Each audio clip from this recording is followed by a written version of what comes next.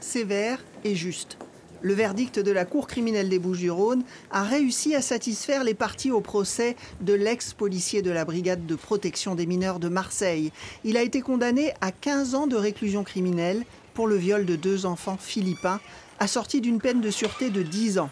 Et surtout, d'une série de mesures après sa libération, comme l'injonction de soins et l'interdiction définitive d'exercer toute activité en contact avec des mineurs.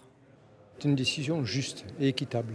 Nous sommes là de voir parfois des réflexes corporatistes qui visent à protéger l'un des membres d'une corporation, et ceci au détriment de l'intérêt des enfants eux-mêmes qui doit toujours passer en priorité. C'est un verdict qui est à la hauteur de la gravité des faits qui ont été commis par Julien Paliska. Je pense qu'il avait besoin de cette déclaration de culpabilité pour passer à autre chose et je pense qu'il va pouvoir enfin commencer une véritable thérapie.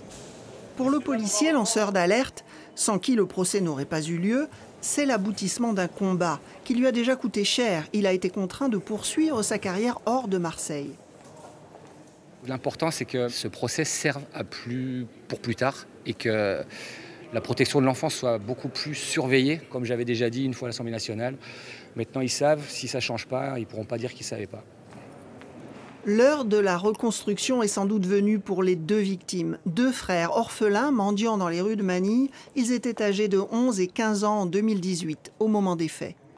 Déjà, c'était une victoire de les avoir représentés à cette audience. C'était encore plus une victoire de les avoir pour témoigner dans le cadre de cette audience. Et c'est encore plus une victoire de les avoir aujourd'hui accompagnés jusqu'à cette étape de l'indemnisation. Unanime, les parties au procès espèrent que ce verdict pose une pierre à l'édifice si défaillant de la protection des enfants.